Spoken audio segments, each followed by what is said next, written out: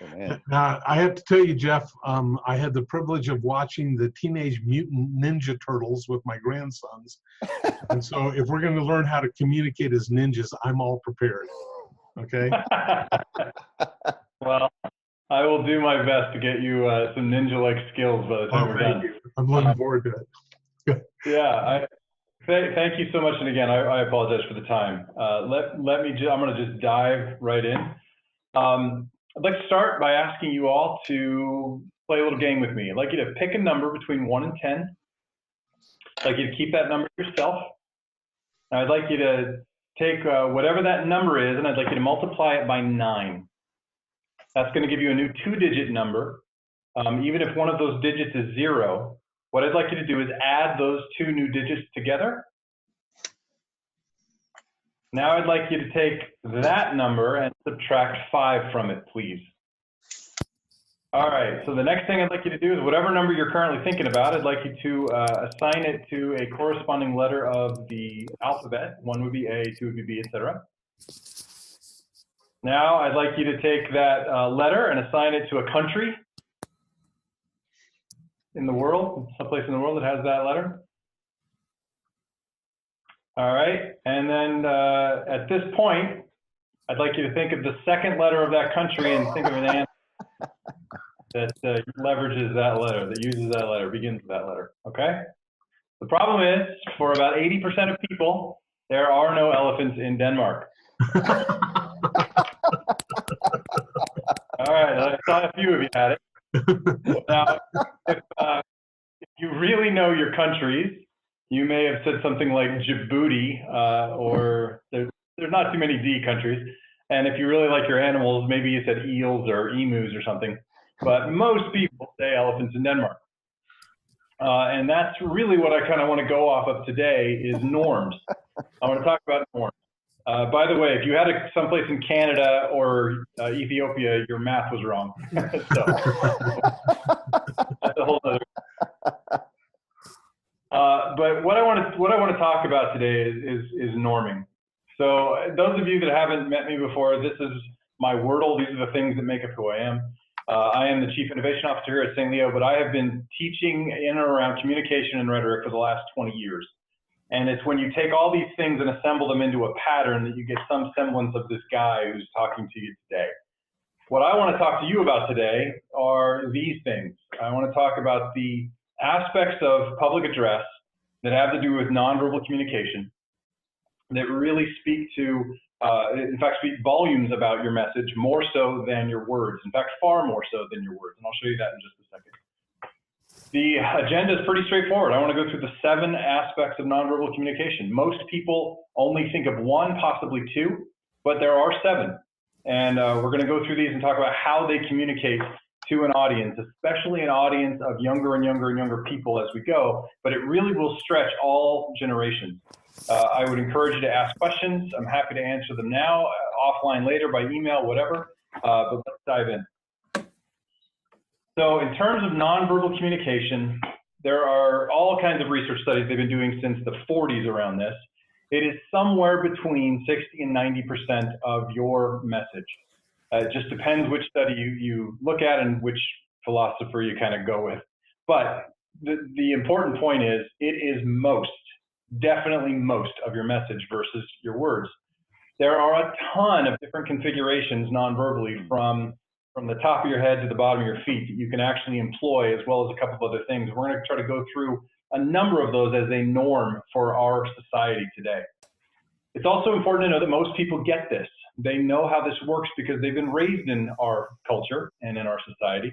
And so when you start to go against those norms, you want to do it very intentionally if you're going to do it at all. Otherwise, you want to play into what they're expecting so that they can feel comfortable and confident in your message. The other big frame that really is important to talk about is all of this drives toward attention, either keeping attention or getting rid of attention. Now, the last time I talked to you a little bit about brain science. There's essentially 2 areas of the brain that affect attention. Involuntary attention is usually associated with fear. That's why short-term gains can come when someone is afraid, but often long-term gains are hard to find. because of the area of the brain that is actually giving attention to that issue. Long-term gains come from voluntary attention. And the things that we give attention to are novel things, things we find curious, or things that bring us pleasure. What I'm going to talk to you today about is how to bring a lot more novelty and potentially start to speak to curiosity in your messaging as you go forward so that you are driving the most attention. Please know that some people, when they see this presentation, they think that it means that it's not authentic. That's not the case at all. Your ability to be authentic will hopefully wrap itself up with these concepts rather than you having to do something that's not you. But I want to show you what some of those nonverbal configurations are in terms of your audience. And then the last thing that I have to say, and I think I said this last time, but I'm going to say it again to you. So if you're new, this will be new to you. Perception determines reality. What you believe to be true is true to you. Now there's two kinds. There's internal and then there's external. Internal is what you believe about yourself. External is what others believe about you. But where those two things meet is likely where reality sits. So it's just important to know that just because you think something is true, that doesn't mean anyone else thinks that it's true. I often give this Venn diagram to express that. That's my house. That's how it works there. Okay? Somewhere in the middle is probably the truth. Whereas my wife always thinks I'm not amusing. So as you think about perception, let's go into these nonverbal communication elements, thinking about how we can gain attention. And then let's think about our message as we dive in. The first of the ICs, and these all end in IC, which is the study of, chronos is time. And so chronemics is really all about temporal communication. What you do with time communicates to other people. I had an opportunity to take a group of kids down to the Dominican Republic on a mission trip. We were building some schools and huts and things for people to live in. And we went to meet with a contractor. We were supposed to meet at 9 in the morning. It was the second day we were there. Contractor didn't show up until 2 o'clock. And we were furious because, you know, time is money. We got to go. We don't have time for this. And we had a very American view of time. Whereas in the Dominican Republic, the hourly wage is roughly 12 cents an hour. If you miss an hour of work, okay. You know, if you're hungry, you pick a coconut. If you're not sure where you're going to sleep, you go down to the beach. It's a very different, and I dare say they may have it right, because you know, we get ulcers because of time. They really don't. So chronemics is cultural. All of these are cultural. But as we start looking at the norms, here's what you need to know. The first thing is the average American adult has an attention span of about 12 minutes. Now, you can ask whether or not it's a bit of chicken and egg. This may be because of TV commercials, or maybe TV commercials are because of attention span. We're not sure at this point. They're so ingrained with one another. But about every 12 minutes, what that says to a speaker is, if you want people to pay attention, you need to change their focus. You need to move them from what they're focusing on now, or at least the modality that they're focusing on something, into another fashion. So this is where at the 11 or 12 minute mark, that's where you put a video up on the screen. That's where you have the audience interact with one another and do some sort of like a quick game or a conversation or something like that. In other words, the old methodology of a 30, 35, 40-minute sermon, if you want people to pay attention and to remember it, that's not the best way to go. To just talk at somebody for 35 or 40 minutes is not nearly as effective as breaking that message up with planned and intentional focus shifts. And it's not just, hey, I was funny at the 11-minute mark, now I can move on, because you're not changing the modality. That doesn't change anything. Let me see if I can show you what I'm talking about with our next point, which is time is palpable. We can feel time slipping away.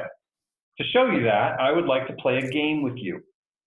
So what I'd like you to do is grab a sheet of paper there, a pen or pencil. You can write on your computer, whatever you got. I'm going to time this. I got my phone out here. I'm going to time it. I would like you to get as many of these cultural idioms as you possibly can, and I'm only going to give you 30 seconds to do it. All right, you're going to see a ton of them. So just pick out as many as you can. Let's see which one of you gets the most in 30 seconds, okay? All right, on your mark, get set, go.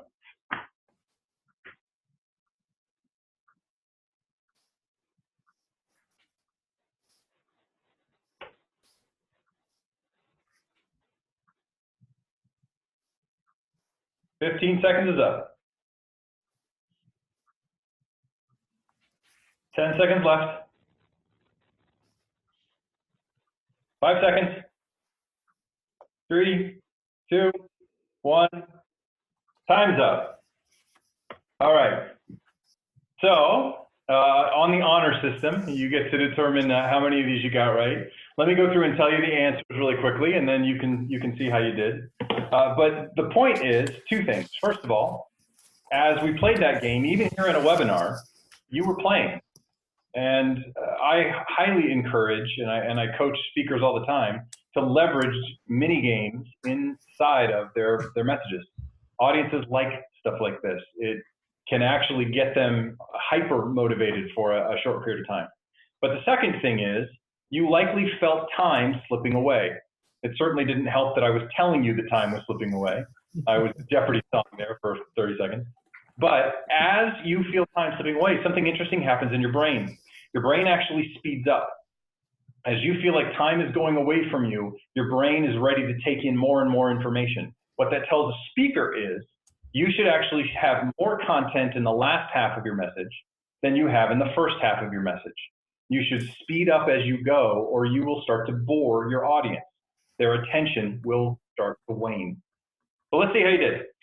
Let me quickly go through these. 60 minutes in an hour, 36 inches in a yard, 26 letters of the alphabet, 7 wonders of the world, 1001 Arabian Nights, 12 signs of the zodiac, 54 cards in a deck with the jokers, 8 planets in the solar system, plus Pluto, poor Pluto, 36,000-mile core warranty, 88 piano keys, 80 days to go around the world. In the middle, top, 13 stripes on the American flag, 18 holes on a golf course, 32 degrees Fahrenheit at which water freezes, 8 sides on a stop sign, $200 for passing Go in Monopoly, 3 blind mice, see how they run, 90 degrees in a right angle, 10 years in a decade, 4 quarts in a gallon, 20 nickels in a dollar, 2 is the number it takes to tango. My personal favorite, 108 double stitches on a baseball. Upper right corner, 24 hours in a day, 1 wheel on a unicycle, 5 digits in a zip code, 57 Heinz varieties, 11 players on a football team, 1,000 words that a picture is worth, 29 days in February in a leap year, 64 squares on a chessboard or checkerboard, 40 days and nights of the Great Flood, 66 books in the Bible, 15 balls on a pool table, and 56 kilobits per second. All right, just with a with 1, 2, 3, 4. How many did you guys get? This is me on Jeopardy. 4. Mark 5. Nice. Mark's our winner. Big Mark's our winner. Well done. Well done. So that represents one kind of focus shift. But the idea is to keep your audience kind of guessing in terms of what's going to happen temporally so that they stay alert. Now, at the same time, we have to keep in mind how we talk about time. The expression of ideas matters. When you say something is going to take just a moment, it better take just a moment. When I get that phone call during dinner, "Hi, this is Jeff from AT&T. Can I have a moment of your time?" I know and you know that that's not a moment that I'm thinking of a moment. They want a half hour, right? Here's the really important one for speakers. When you say in summary, in conclusion, as I wrap this up, you have, in an American audience, you have no more than 5 minutes. 3 is better. So when you're saying I'm done, the expression of that idea means something to American audiences. Now, it's different internationally, but in the United States, when you say in conclusion, time to get out of there and be done. Status. Communication of time can absolutely convey status. You know, when the boss calls that meeting at 9 a.m. on a Friday, you better be there at 8:45, right? Whereas the boss can roll in at 9:05, 9:10, because they're the boss. And they're saying, my time is so valuable that I don't have to worry about your time. Here's what a speaker needs to know about status, because status is absolutely communicated with time. The golden rule of status suggests that your time as a speaker is never, ever more valuable than your audience's. When you're done at noon, you be done at noon. In fact, you should probably be done at 11:57. You want to make sure that your audience knows you appreciate them, you respect them, you value them through the use of your time. Now, there is one way that that can start to be overcome a bit, and that is through history. If your history suggests that you're always respectful of time, then on that one occasion when you can't be, everyone will understand. They will give you the benefit of the doubt. However, the opposite is also true. If you're the person who always keeps a group of people late, then they're always going to resent you a little more and a little more and a little more. And even that one time you let them go early, it's not going to matter. So history creates the context for time that we all sort of sit inside of. So when it comes to chronemics, you want to pay attention to your attention span of your audience. Keep in mind that 12-minute focus shift concept. Remember that time can be felt. The expression of how you relate to time matters. The way that you dictate your own status comes from time, and history can be your friend or your enemy, depending on how you use time. The second ick that I want to talk about are proxemics. Here is a drawing of my grandparents every day of their lives. Tell my dad I said so. These are his parents, by the way. I don't know that they ever liked one another. I'm not sure how they ever got together. They used space, which is what proximus means. Proximus means near. And so proxemics is how people use, perceive, or essentially structure space. When it comes to proxemics, this is something that should be near and dear to your hearts when you're talking with a congregation. So there's a couple of things that you need to know. First of all, we have something called territorial life space. Everybody has territorial life space. Actually, you know what, Stan? Can I minimize so you guys can see? There you go. Is that better? Can you see the whole thing? We're seeing, yeah, I'm seeing it. Are you guys seeing it? If you're not, above the camera, if you go to the top, there's a little box up there where you can put you off to the side, or all of us, or even blank out the people. So if you can see the whole screen. I just want to make sure that I'm not blocking you guys from seeing my screen. No, at least Good. on my screen you're not. So okay, good. Hey, Jeff, So when it comes, before you, will we be able to get the PowerPoints? absolutely. Because Absolutely. I know it's hard to scribble everything down. So we'll get that, and I'll pass it on later. So Yeah. just so you know that. Okay. Okay, so when it comes to territorial life space, there's three categories, and there's only one that matters, though. Primary territory is yours. Everybody agrees it's yours. Your house, your car, it's your office. That's my office. It's whatever everybody agrees with is yours. The second one is called secondary territoriality. Secondary territoriality is space that is associated with you, but it is not necessarily owned by you. The place that you sit during a one-day workshop or conference that's your seat. And that's what you sort of said, hey, I'm going to sit here for the day. When we come back from lunch, I'll sit here again. If you want to see something fascinating, go into a classroom, note where everyone is sitting on the first day of class, and then come back the last day of class and see if they're all sitting in the same seat. As long as there's not a seating assignment, almost all the time they will be. About 89 to 92% of the time they will be. That's secondary territoriality. I feel comfortable in that place. And then we have public territoriality. The rule of 12 is something that television studios use. They know that the average person is 12 feet from their TV in terms of how they set up their living room. So they make sure that the faces that you see never appear to be more or farther away than 12 feet from a person. That's how much crispness or clarity they want. If you go to a concert and they've got the big screens up next to the performer or the speaker, you will see that size head that you're seeing the close-up on should make it so that the top person in the back doesn't seem more than 12 feet away from that person as they're standing. So the rule of 12 matters to us, but I'll show you how in just a minute. But in terms of primary, secondary, and public territoriality, What really, really impacts attention is secondary territoriality. The reason that is when somebody is moved out of a spot that is associated with them, they will feel obliged to communicate. They'll be uncomfortable. They actually pay more attention because things look differently than they looked just a moment ago. So if you are in a space like you see here, this is a ballroom, for example, or if you've got chairs, you know, do something clever sometime and have the back row move to the front. You know, the first shall be last and the last shall be first. Switch them around. See what happens. If it's an engaging, interactive conversation, people will be more likely to talk. If you're in a smaller, more intimate setting, something maybe a Sunday school or a board meeting or something like that, having people move from place to place to place will cause them to be more interactive with others. Now, that's not true for every human being, but it's true for most human beings. That cognitively speaking, that's what gives us attention because it's something that we see new for the first time. At the same time, we have territorial life space. We also have personal life space. And what matters here is really distance. How close we feel we can get to others and still feel confident, secure, comfortable in whatever that context might be. The two that really matter to us are personal and social life space. Intimate and public are another conversation for another day. That's probably not terribly appropriate for this experience. So when you think about personal and social life space, the key to remember is this.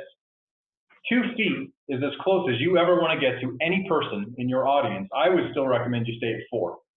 But at the same time, you never want to be further away than 12, which strangely enough butts up against that rule of 12 we were talking about before. So you always want the audience to believe that you are within a 4 to 12 foot arena of them in order for them to feel connected, close to you, like them, like you respect them. Take that in whatever way you want. The perception that they're feeling is that you care, that you're connected, etc. Now, how we can start to make that happen and at the same time even improve novelty more is to think about the spaces that you guys work in. No matter how big or how small, no matter if it's octagonal shaped or a hexagon shape or if it's a square or a rectangle, doesn't matter. A couple of things you want to keep in mind. Number one, use all 3 axes to communicate. Don't just think about the side to side and the front to back. Think about the low to high. So you actually have the ability to get up a little bit higher and communicate with people, and then get down a little bit lower and communicate with people. Leverage the x-axis, the y-axis, and the z-axis in order to make that novelty stay around. And at the same time, think about variety. Differentiation in terms of proxemics can make a massive impact when it comes to novelty. So if you were to look at a heat map of a space like this, then maybe you start up on the stage, but then all of a sudden something happens over in the wing. Something happens off on the stage right side in the back. And then you come back to the stage, and then something takes place in the middle, there in the center aisle. And then you have everybody take a look up at the screen that you can see up in that upper picture. The key there is differentiation. Getting your audience to never know where things are going to come from, which heightens their attention as they go through the entire experience. If everything is done from the center and the front, you are essentially saying, I'm going to go head to head with a movie. I'm going to compete with a movie theater. And if that's the case, then you better be just as entertaining, just as engaging, and be able to keep your audience totally focused and totally tuned in because of all the movement that's going on in that one space. I haven't seen that in my experience. Most people struggle with that kind of exuberance for their audience's attention all in one space. So help yourself by creating some proxemic novelty. Now, there's one other thing that I hope kind of goes unsaid. Most people don't do this anymore, but just in case, this definitely means you want to avoid a lectern. If you can help it. Now, sometimes I get it, they're bolted in the center and they're cemented, you can't move them. If that's the case, your audience will understand. But if you absolutely can, do get out from behind it. Come out and amongst your people, your friends, your respected colleagues, because that's what you're telling them when you remove that thing that is blocking your ability to be proximically close to them. Now, at the same time, you can not only impact attention, you can impact retention. you can change how people come to understand your message by utilizing a tool called triangulation. What triangulation does is it says, you know, if I've got a basic 3-point presentation, and I know most people don't do 3-point presentations anymore, maybe you do 5, 7, whatever. This works for any number. Every time I speak to point A, I'm going to speak it from that area of the stage. Then I'm going to slowly walk over and transition as I start to talk about point B, and I'm going to speak it from that area of the stage. Then I'm going to go and talk about point C from this area of the stage. And then if I go back in a recap fashion, I'm going to go back to talk about A from that same place in the stage. That's called triangulation. It actually reinforces for your audience, without them even knowing you're doing it, that that area of the stage is associated with that message. And when people go back and try to remember, they will remember both the look as well as the content of your message, rather than having to focus on only the content. You can actually use proxemics to better their retention. So we have chronemics and we have proxemics. The next one I want to talk to you about is objectics. This is my personal favorite, the objects and artifacts that influence us non-verbally. If you start to look at how people leverage objectics, you'll notice that a lot of this is in the visual medium of things like art or functional things like pointers, handouts, videos, etc. So you're essentially talking about objects or artifacts being functional or aesthetic. As you think through those objects, again, my recommendation to every speaker is to be intentional. Think about what you're going to do. Let me see if I can give you a couple of recommended do's and don'ts when it comes to objectics. Do use less. Don't use more. Now that's also a lovely indictment of Apple versus Microsoft, I think. But Steve Jobs would get up and speak to that one thing that you see up on his screen for 5, 6, 7 minutes.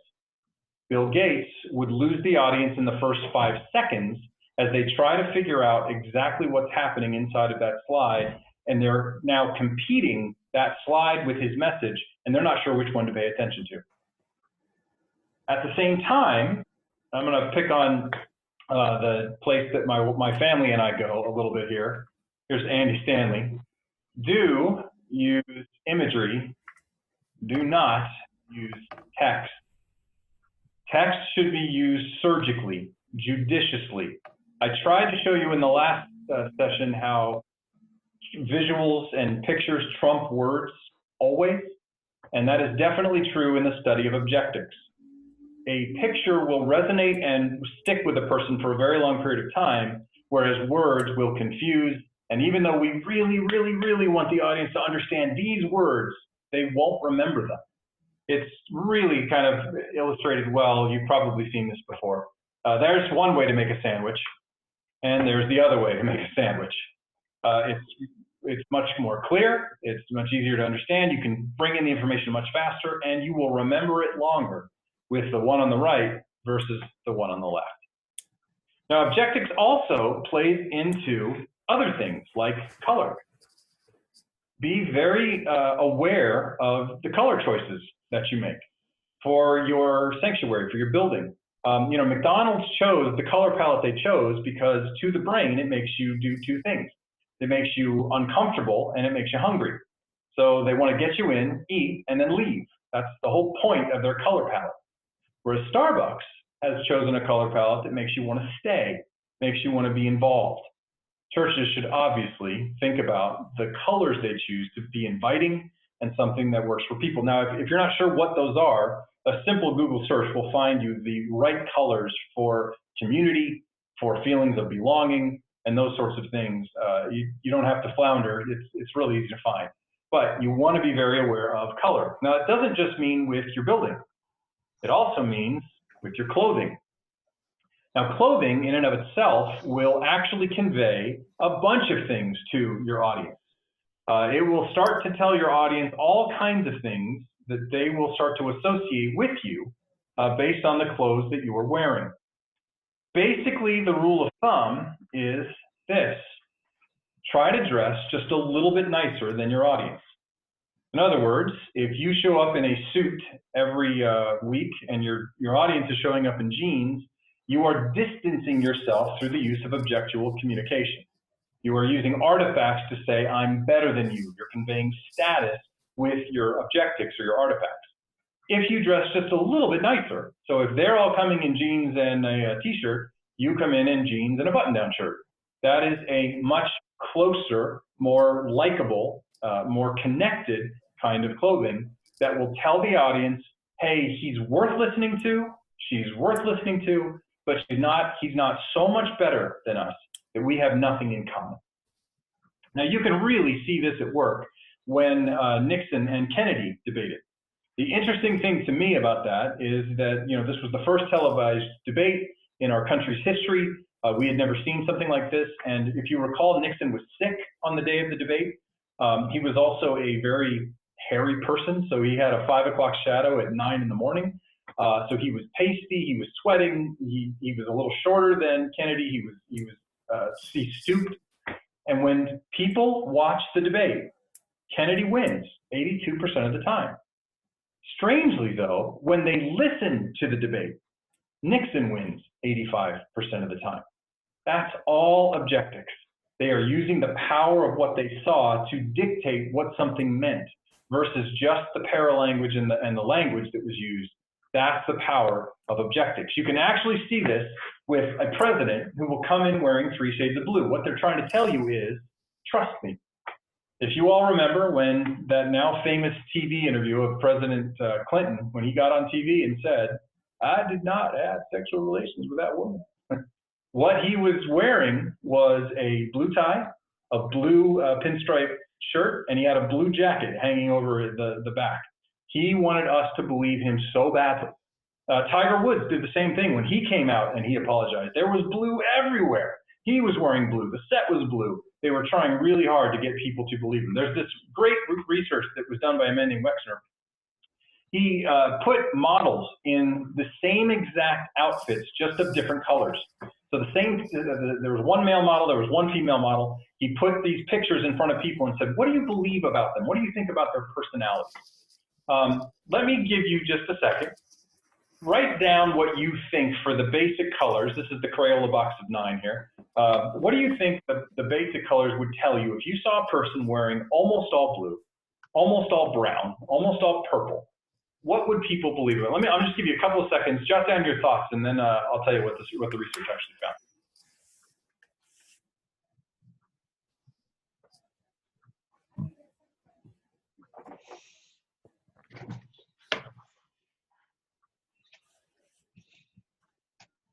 All right. I hope you noticed we just did a little focus shift there. Here's what we're also. I'll tell you the answers, and then maybe this will inform how you dress. Blue, as I said a moment ago, provides trustworthiness, credibility, and honesty to the person wearing those shades of blue. I hope you all notice I am wearing blue for you today. So I wanted Red, wearing a lot of red suggests anger, also power and excessiveness. Yellow is associated with happiness and joviality. Purple is still, all these years later, associated with royalty and regalness. Green is associated with calm. Brown is associated with earthiness, yet sad and boring and dejected. What I think is interesting about that particular one, different professions have a draw to certain colors. Professors, who I work with almost all the time, are drawn to brown. And I think that's about right, I think, actually. Orange is seen as peculiar and irrational if you were wearing a lot of orange. In fact, most people still think of a person wearing mostly orange being a convict. They still have that as that mental association. All black suggests power yet despondent, and all white is powerful but audacious and pompous. So, as you can see, there are really some intentional thoughts we should give to how we dress before we go someplace where we're going to present and put forward a communicative face. A lot of blue suggests trust. I recommend that all the time if people are going to an interview, if you're giving that sort of, really powerful message, maybe the Easter message or something where you really want people in. At the same time, if you want people to be a little bit agitated, then those hints of red can really make a big difference. So something to consider. Basically, as you think about the visual medium that you're presenting, you just want to be very intentional. Let me show you a horrible example of what you might do. There is a PowerPoint slide that somebody was giving to us fairly recently that is very difficult to understand. That is going to take an audience forever to try to figure out what it means, and eventually they'll probably come away going, I don't know, I don't get this. But you can actually start to get, let me do this, see if I can play this. Well, sorry, I think because of the medium we're using, this won't play. This is actually an asset that the eyes move around when you move your mouse, and you can actually start to interact with it. These are some, and you can create videos out of stuff like this. You can create these different kinds of messages and presentations that will actually suggest to people movement or something that makes them excited. All right. In addition to those, I hope you all know, and I hope you all use polls. Really getting your audience interacting. In fact, I hope this poll is live. So you can actually come in here and answer. Let's see if this is live. There we go. And so you can find out in the moment what your audience is thinking. You could ask them a question that's multiple choice. You can ask them a question that is fill in the blank. They can fill in, you know, whatever letters they want. They can write whatever words they want. There you go. You guys are joining me. So you can actually begin to poll your audience in real time, and they can see those answers with you, and then you can react to them. You can say something about them. So there's a lot of really interesting ways now to keep the novelty alive, to help keep activity something that your audience wants to stay involved with, rather than just putting up a whole bunch of text, a few pictures, or worse, nothing at all. If you're going to use no visual aids whatsoever, then you have got to be the most impressive and dynamic visual aid yourself of all time, or you will lose your audience after a very, very, very short window. All right. The next one we're not going to spend a ton of time on because it's just not used that much, but it is the notion of touch communication, haptics. Touch is likely the very first sense that we all develop as humans, and it is something that is very, very powerful. You've all heard of the experiments that king did hundreds of years ago, where they gave a bunch of babies no touch and other babies all the touch, and the babies they gave no touch to all died. I mean, it is something that we need very, very desperately. But obviously, in a presentation setting, touch is not something that really matters that much. So the key to haptics is, you know, always make sure it's appropriate. There's different kinds you can control. You can do tasks. You can be playful. You can do ritualistic. I always like putting this picture up because there's a lot of people who don't like touch. You know, these people who go to churches that are hugging churches and then never come back because everybody wanted to hug them. So just be aware that touch is something that not everybody is a fan of. But here's a really good piece of information to know as a presenter. This guy named Max Wertheimer did a bunch of experiments a long time ago, and he created what he calls the laws of organization and perceptual form. What that basically means is we feel things as a collective. And the law of common fate suggests that if one person experiences something, if a bunch of people are considering themselves to be a part of the same organization that one is a part of, then they all feel something. So if you were to come out into your audience and high five somebody or shake somebody's hand or give somebody a hug, as long as they knew it was coming or you felt a rapport with that person and that was okay to do, everybody's going to feel like that is something that you have done for the audience because they're all part of the audience. You didn't just go up and shake the hand of Sam, you shook the hand of everybody. And that's a really powerful thing to remember when it comes to all of these different studies and how we can begin to use them. But enough about touch communication, because there's just not that much that we want to try to do there. Optics, however, there's a lot we want to try to do here. When it comes to optics, the eyes really do suggest to people how trustworthy you are, if you are giving them a message that is important.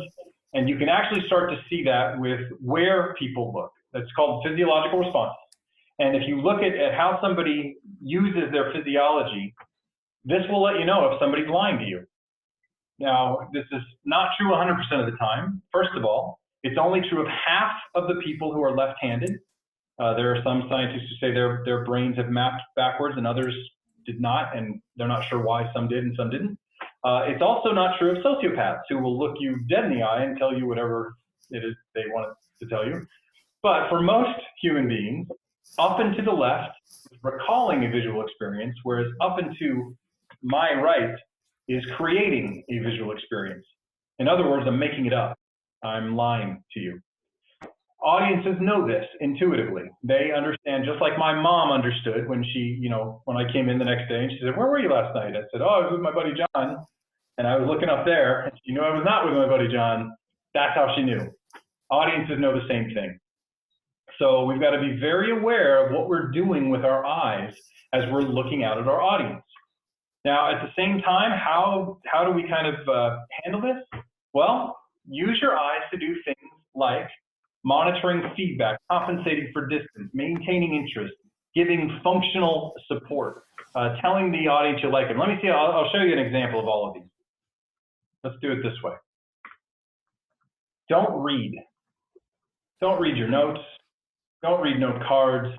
Get as much of that information in one or two keywords so you can simply glance at it, pick it up, and know what you're going to say, versus reading, because by reading, you are no longer able to monitor feedback. Instead, get out with the audience and look at them.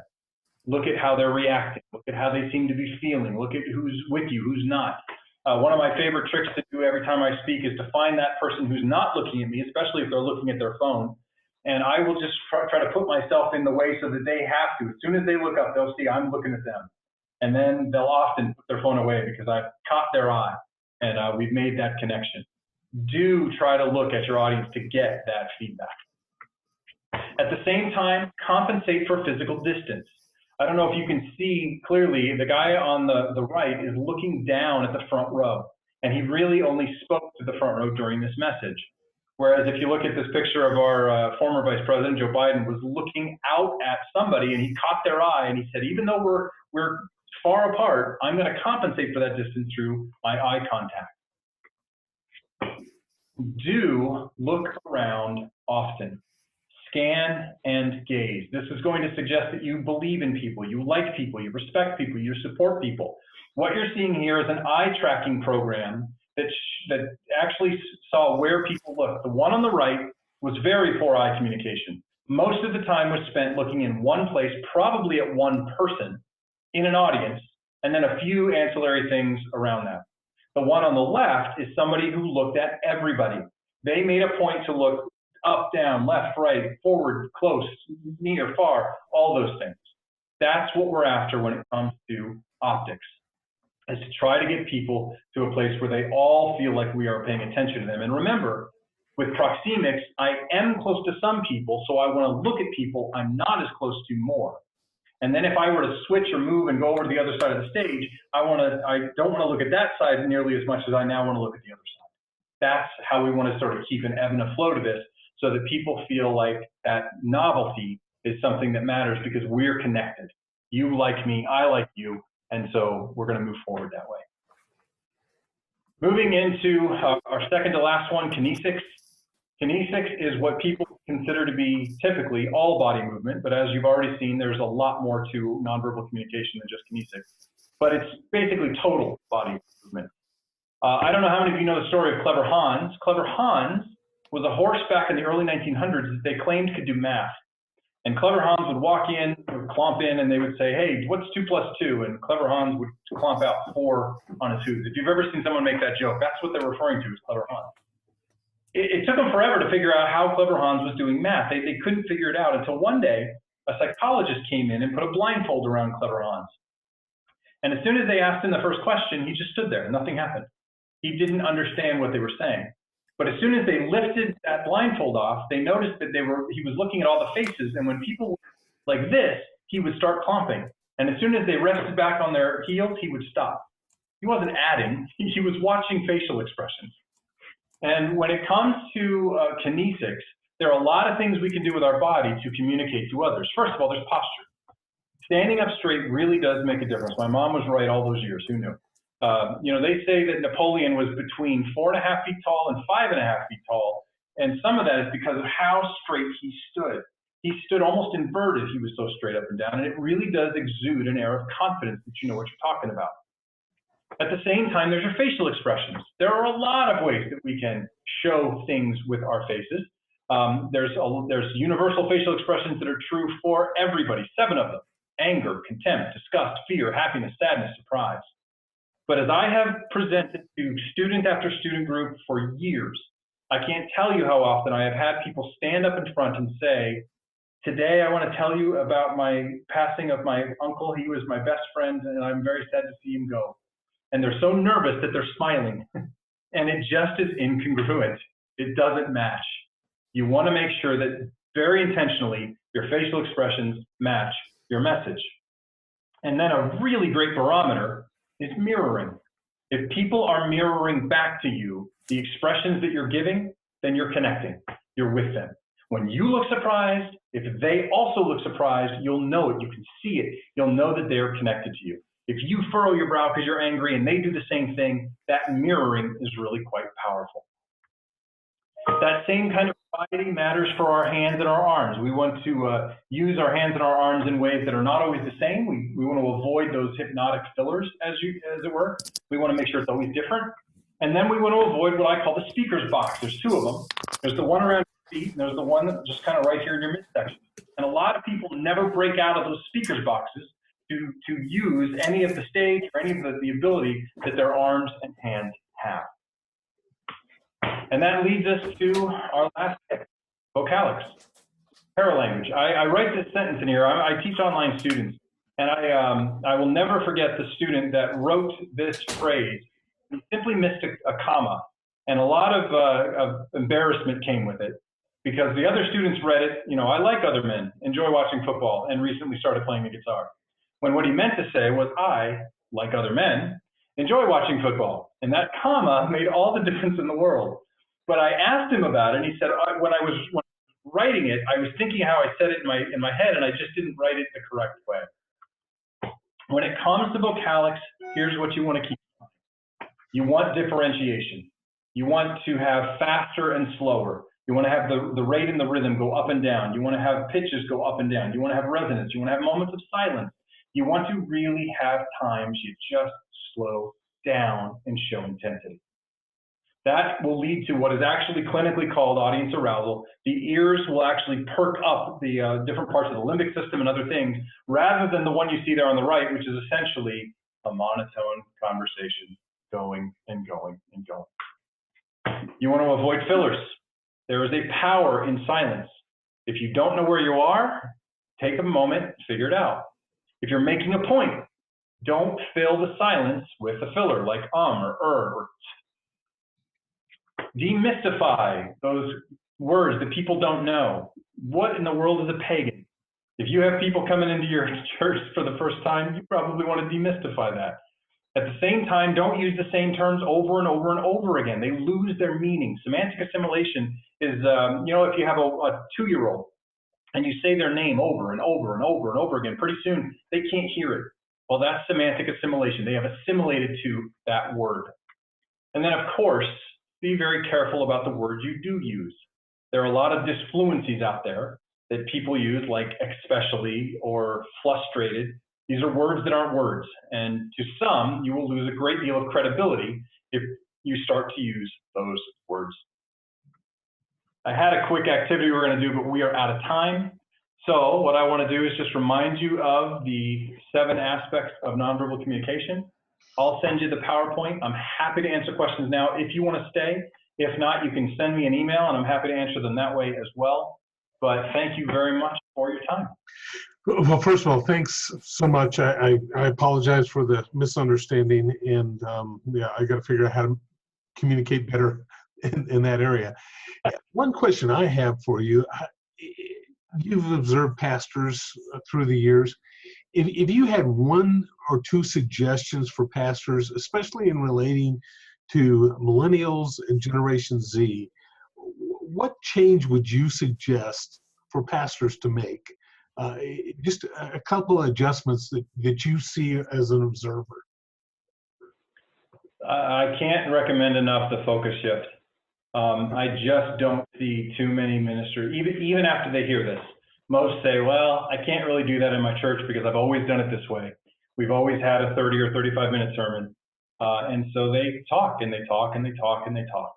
And people just, it's not because people are dumb. It's not because people don't want to be there.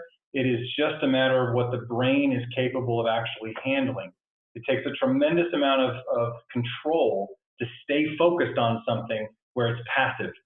And if you really think about it, church is kind of like television in that way.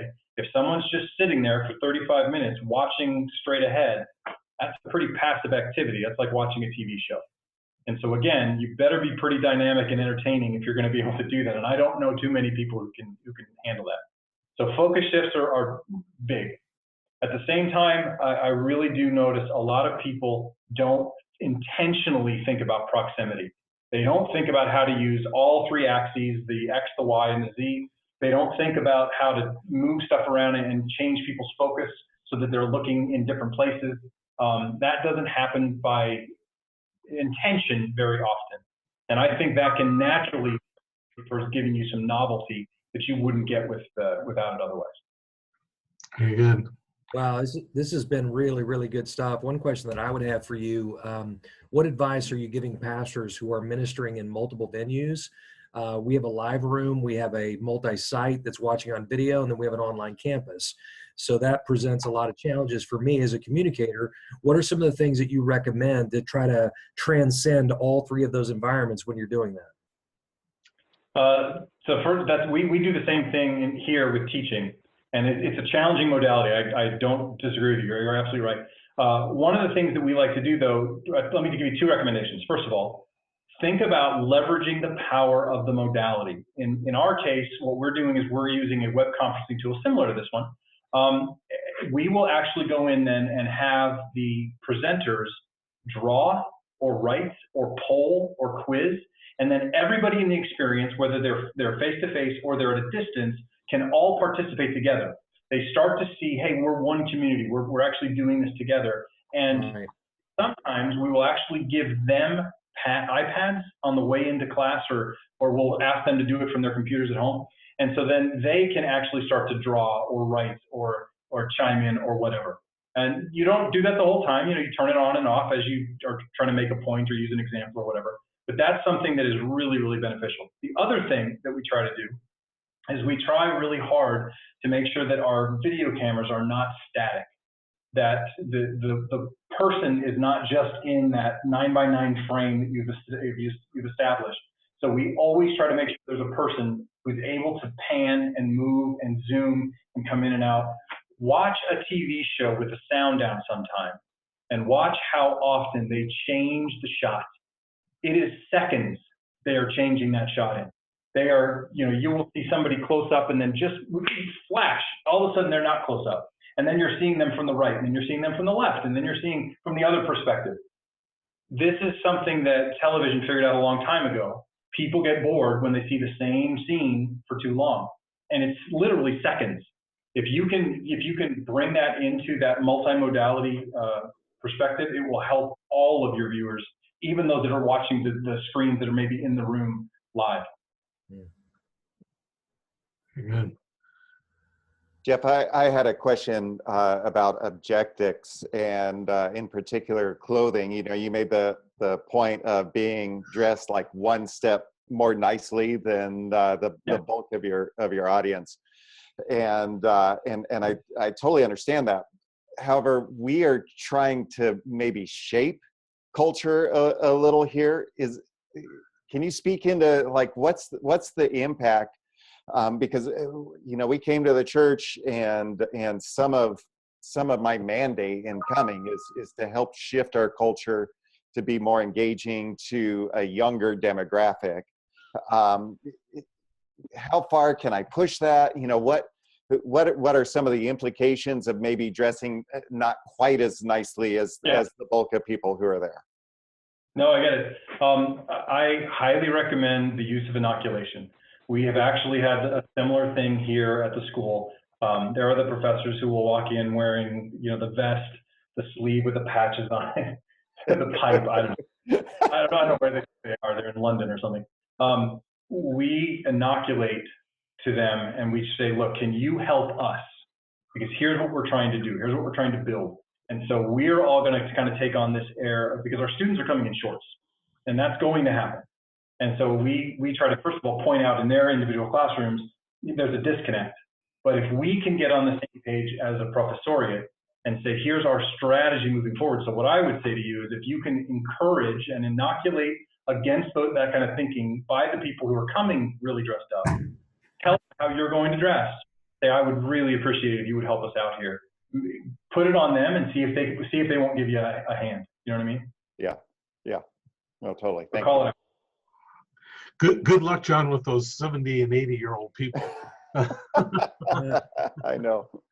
Who still are wearing their three-piece suits, but yeah, what a tremendous challenge. Well, Jeff, this is fascinating. The whole idea of communicating the gospel and yet trying to understand that it's more than our content, it's more than our words, is so significant, probably more significant today than it's ever been before with technology. More competition. I really appreciate your sharing. I could almost have you do this all over again just so we could get more content, but I have recorded it. And if it's okay with you, I'm going to push it out to these guys. They can watch it again. I will include your email address in it so that if they have any questions, they might be able to contact you. Is that okay? Absolutely. Happy to talk. Yeah.